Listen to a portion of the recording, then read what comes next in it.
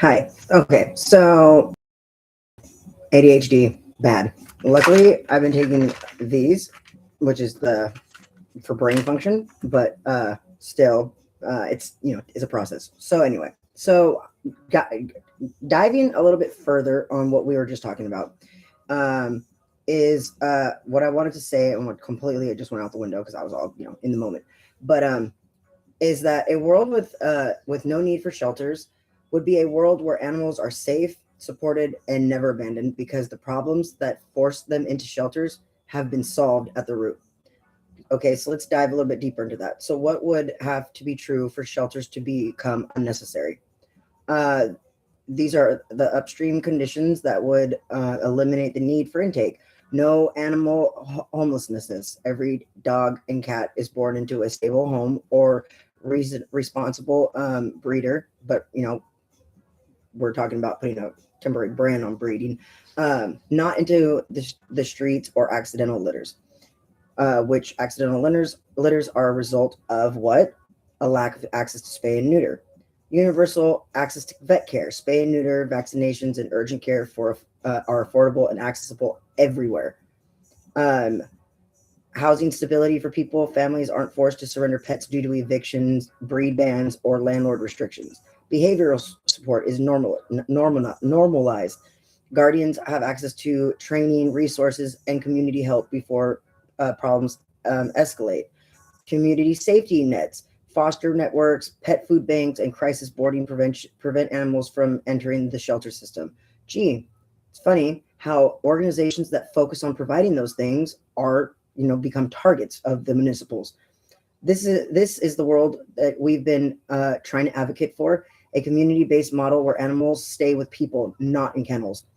What that would look like day to day. If shelters weren't needed, animals would live in homes, not institutions. The foster homes would replace kennels. Short-term care would happen in real homes, not buildings. This is exactly the model that foster-based rescues demonstrate.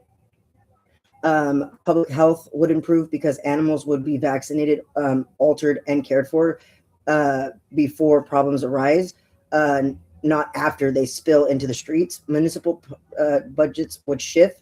Money currently spent on impoundment, enforcement, and euthanasia would move toward prevention programs, community vet programs, crisis support for families, and behavior resources. Animal welfare would become proactive, not reactive. Instead of waiting for animals to suffer and then processing them, the system would prevent suffering from happening altogether. A world where with no need for shelters is not a world.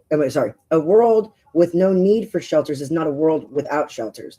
It's a world where shelters have evolved into community support hubs, not warehouses for living beings.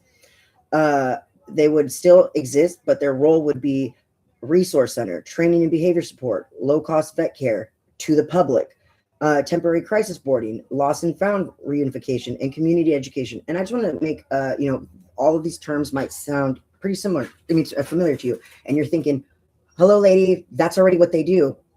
But it's not. Yes, they advertise that. And yes, they get funding for that. But think about it. Have you ever had to have you accessed each and every one of these services personally? And think about a time that you have and what exactly that looked like for you. How long did it take for you to get onto the spay and neuter list? What do you walk out of at a pet pantry? Have you been able to go to a shelter and say, hey, look, I need rabies vaccination for my dog. I can't afford it. Can you help me? Have you been able to go to a shelter and say, hey, look, I'm going to rehab for 30 days. Do you think that you can board my dog for me so that way I can reunify with them when I get out? And I'm sorry to say, but I'm pretty sure that North Bay was the only organization that did offer services like that. Um, not That's not me justifying anything. I'm not saying that allows for. That's not what I'm saying. I'm making one statement. Don't get all up in your. Just hold up there. Okay. So, um, what else was I saying? Oh yeah, and community education, not cages, not holding, not mass intake. This aligns directly with our vision of animals stay with people. Shelters become support systems, not storage systems. Um, if Sonoma County were to shift towards a no need for shelters model, which upstream issue do you think the community could realistically tackle first? and I would like you to leave that in the comments. Okay. So, what was I gonna say? Oh yeah. So if breeding paused until demand exceeded, supply shelters would empty, suffering would plummet, and animals would finally stop being treated as disposable, which is exactly what they are. They sit there and they claim that there's an overpopulation, yet they aren't doing nothing to prevent that population. Very bare minimal. Um, what happens when overpopulation disappears? Let's just say allegedly. I'm just saying that I don't believe that there's an overpopulation, but that's the excuse and the justification they use for murdering thousands of animals every year, is that there's just too many animals and not enough homes. Okay, so then why aren't you doing something to prevent that?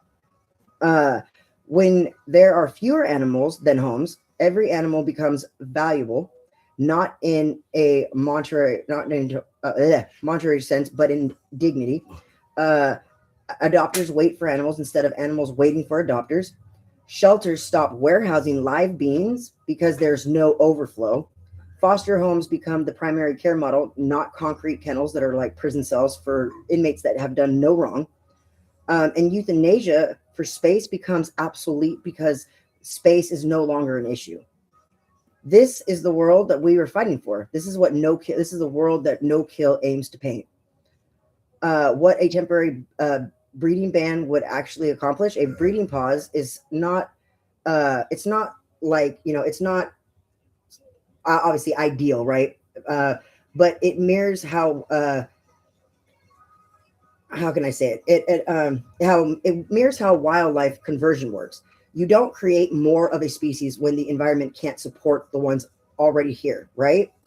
A temporary ban would stop the pipeline of accidental litters, backyard breeding, and high volume of commercial breeding, allow shelters and rescues to catch up instead of drowning, and give communities time to stabilize, vet access, housing, and behavior support. Get our fucking ducks in a row.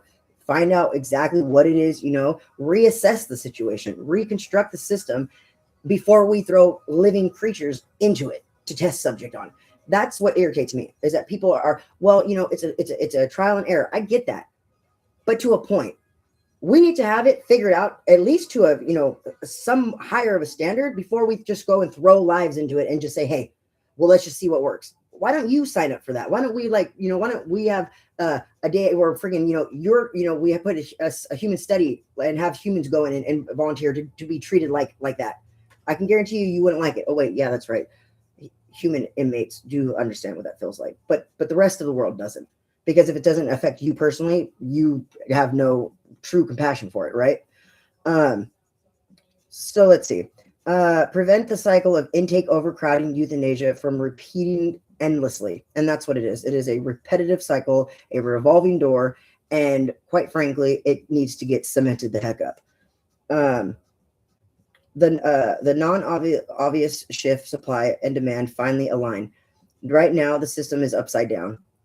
Too many animals and not enough homes, allegedly, which maybe it could be very well. But, going off of what I've heard from other advocates like Nathan Wintergard, I'm not quite sure. I'd have to redo the numbers. So I'm not really sure exactly if I'm going to put a concrete opinion on that just yet.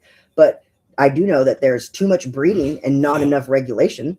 I do know that there's too much enforcement on rescuers and not enough producers. A breeding pause flips that.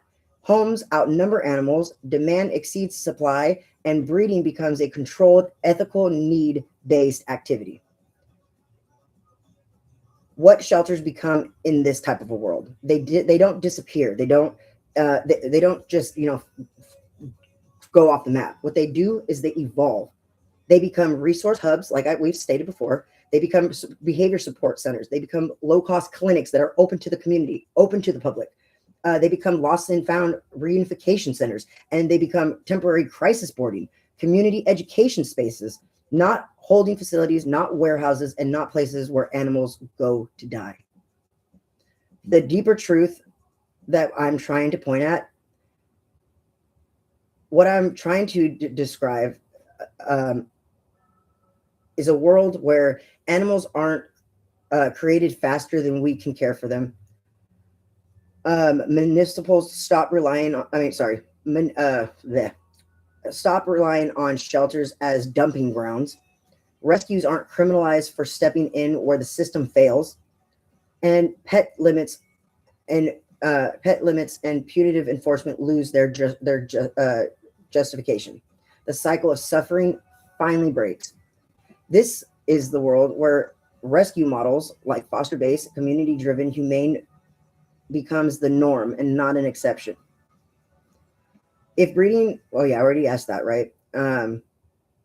So if breeding were to take a pause, or if a breeding pause were implemented, which part of the system do you think would resist it the hardest? Commercial breeders, municipals, or the enforcement agencies that rely on intake numbers to justify their budgets? That's just a question to think about, and leave your answers in the comments. Or if you don't feel comfortable doing that, you can always, send me an email. And I'll see you in the next video.